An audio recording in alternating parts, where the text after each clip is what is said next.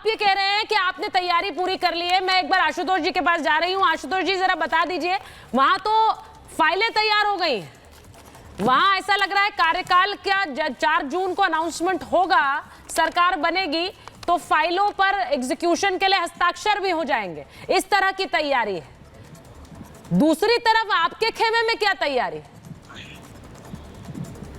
देखिए, मुझे लगता है कि अति आत्मविश्वास के साथ भारतीय जनता पार्टी ने इस चुनाव की रणभेरी में, लेकिन पहले चरण के बाद ही जनता ने इनको साफ साफ बता दिया कि ये चुनाव आप नहीं, हम लड़ने जा रहे हैं। और जिस प्रकार से इस देश की जनता ने अपना समर्थन इंडिया गठबंधन और परिवर्तन के लिए दिया है, वो सबको पता है। हाँ, ये मानता हूं कि चुनाव घोषणा से पहले भारतीय जनता पार्टी एक अति आत्मविश्वास के साथ लड़ रही थी, लेकिन जैसे चुनाव आगे बढ़ता गया, इस देश में नौजवान, किसान, इस देश में आधी आबादी, पिछड़े, दलित, अल्पसंख्यकों ने अपना फैसला पहले ही सुन लिया। जिस प्रकार से इस देश में नौजवानों के साथ बेरोजगारी को लेके पिछले 10 साल से एक भद्दा मजाक हर साल 2 करोड़ की नौकरियों का किया गया, वो अपनी जनता अपने आप शांत बैठी हुई थी और इंतजार कर रही थी कि उसका मौका जब आएगा तो भारतीय जनता पार्टी को, लोगों को झोला उठाने पे वापस भेजेगी, और वो छोड़ने लगा है। आपको लगातार हर चरण में दिखता चला जा रहा है कि जो सीटें Bharatiya Janata party sure shot मान रही थी कि हम जीत जाएंगे, उसकी स्थिति ये है कि वहां पर भी कांटे की लड़ाई है। आज भारतीय जनता पार्टी को नहीं, आपने बड़ी इंटरेस्टिंग बात की है। मैं आशुतोष जी इस पर जरा रुकती हूँ एक सेकंड। आपने कहा काशी के में भी लड़ाई है, अब ये बड़ा इंटरेस्टिंग है। आपका फ्रेम थोड़ा फ्रीज हो चुका है, उसको जरा ठीक भी करा लेती हूँ, क्योंकि दर्शक सोचेंगे कि एक तस्वीर ऐसी क्यों आ रही है। जरा बता दूं कि उनका फ्रेम थोड़ा फ्रीज हो गया, उसको जरा हम दुरुस्त करा रहे हैं, उनकी आवाज ठीक आ रही है। आशुतोष जी ने एक बड़ी बात कही, उन्होंने कहा अभी तो काशी की भी लड़ाई बाकी है। अब वाराणसी को वहां पर बीजेपी, और मुझे लगता है कि देश में भी लोग मान रहे हैं कि कोई कॉन्टेस्ट नहीं है, लेकिन वो कह रहे हैं कॉन्टेस्ट है।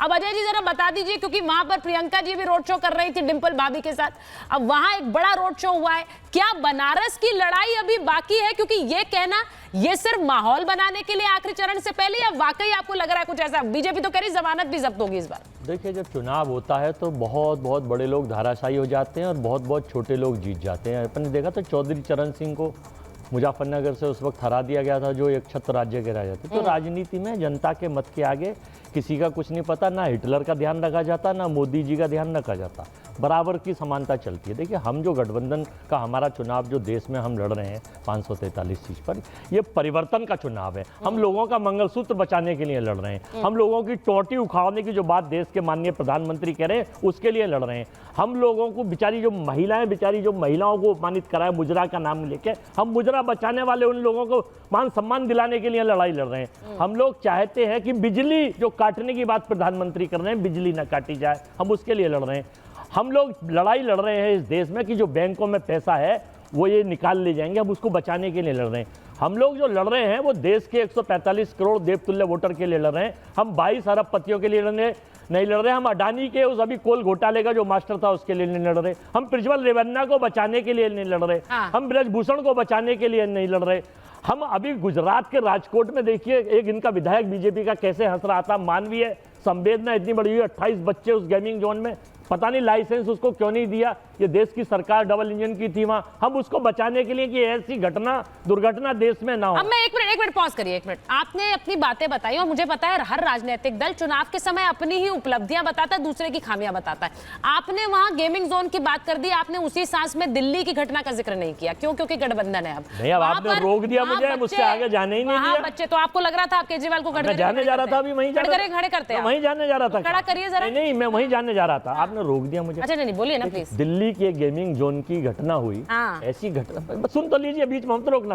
ऐसी घटना कहीं भी हो ये बड़ा दुर्भाग्यपूर्ण है। लेकिन जब दिल्ली के ऊपर एलजीबी बोलते हैं, प्रधानमंत्री बोलते हैं, गृह मंत्री बोलते हैं, छोटे से बड़े चिंटू पिंटू प्रवक्ता बीजेपी के बोलते हैं, और गुजरात के ऊपर वहीं सबकी दही जम जाती है, कोई नहीं बोलता, बस छोटी सी संवेदना। उसकी दूसरी तस्वीर अजय जी, गुजरात में गेमिंग जोन में हुआ, दिल्ली में अस्पताल में हुआ, दिल्ली में गेमिंग जोन में नहीं हुआ। सुनो, अब मौत तो दूसरी मौत बात- है मैडम, 28 नहीं, मैं सिर्फ correct बहुत कर होती रही हैं। पता ही नहीं है बात। बिल्कुल होती है, एक भी बच्चे को क्यों दुर्भाग्य है खोएंगे? देश का। वहां गुजरात में भी लापरवाही है कैसे या दिल्ली में भी हुई? लापरवाही है, दोनों में लापरवाही है। और पहली दूसरी तस्वीर उसकी ये है संजीव जी कि वहां पर लापरवाही है तो वहां मुख्यमंत्री से लेकर देश राज्य के गृह मंत्री वहां साइट पर थे, यहाँ केजरीवाल जी हाथ हिला रहे थे और रैली कर रहे थे अपने उम्मीदवारों की। वो दिल्ली में अस्पताल में नहीं गए, उनके पास समय नहीं था वहां जाने का।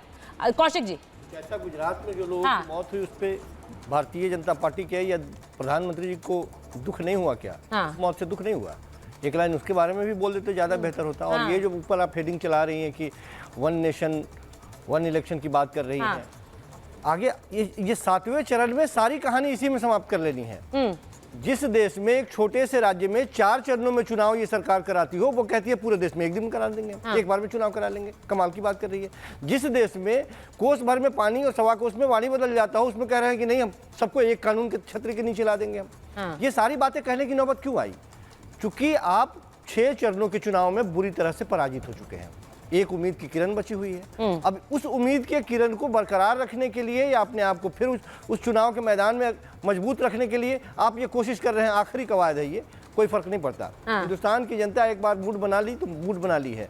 आपको बाहर का रास्ता दिखा दिया गया है। दिल्ली में 7 सीटों से आपको बाहर का रास्ता लोगों ने दिखा दिया है और अभी भी ये अपने करनी पे बाज नहीं आ रहे हैं। ये अभी भी पुराने बातों को लेकर के, और देश के प्रधानमंत्री की भाषा इस तरह की भाषा होनी चाहिए। कितनी सीटें हैं सर, कितनी सीटें हैं आखिरी चरण में?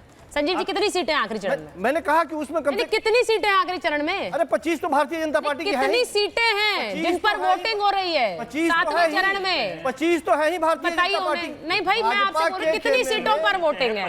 अब वो अजय जी आपके रेस्क्यू में आ गए बताने के लिए कि 57 सीटों पर वोटिंग है। सुनिए मेरी बात, सवाल ये है कि 57 सीटों पर आखिरी चरण में ये आप कह रहे हैं कि जोर लगाया जा रहा है, तो आपको लग रहा है उन 57 सीटों से ही हार और जीत तय हो रही? उन्हीं 57 सीटों से वो हार और जीत तय करेंगे वरना नहीं? कम से कम कूचे से ना निकले, इसकी कवायद तो हो ही रही है ना। अच्छा, मैं जीत का अंतर बढ़ा रहे हैं अजय जी कह रहे हैं। मैं एक बार आपके पास आ रही हूँ अजय जी, क्योंकि 2 अजय हैं तो जरा बताना पड़ेगा। अजय जी आपके पास आ रही हूँ, जरा बताइए ये जो बीजेपी ने, जो गृह मंत्री ने बात कही है कि यूसीसी और 1 नेशन 1 इलेक्शन आखिरी कार्यकाल, हम अगले कार्यकाल में से लागू कर देंगे, आपको लगता है? क्योंकि हमने देखे हैं पिछली बार से जो वादे किए हैं वो उनको अब उपलब्धि के रूप में बीजेपी गिना रही है, क्योंकि वो कह रही है हमने जो जो कहा वो हमने करके दिखाया है। क्या ये कर पाएंगे अगर ये सरकार में आ जाते हैं? जो बात हालांकि अजय जी यहाँ पर और संजीव जी कह रहे हैं कि नहीं है बनने वाली सरकार। नहीं, देखिए, सबसे पहले तो मैं बधाई देना चाहता हूं विपक्ष के अपने नेताओं को और प्रवक्ताओं को। अच्छी तैयारी है। लगता है इस बार संसद में बहस करने लायक ये आएंगे और संसद छोड़ के नहीं भागेंगे, जनता के सवालों को उठाते रहेंगे और स्वस्थ लोकतंत्र की भूमिका में मैं इनका स्वागत करता हूं। जो दूसरी बात है 1 नेशन और 1 इलेक्शन की, पहली बात ये सरकार से ज़्यादा इलेक्शन कमीशन का इनिशिएटिव है।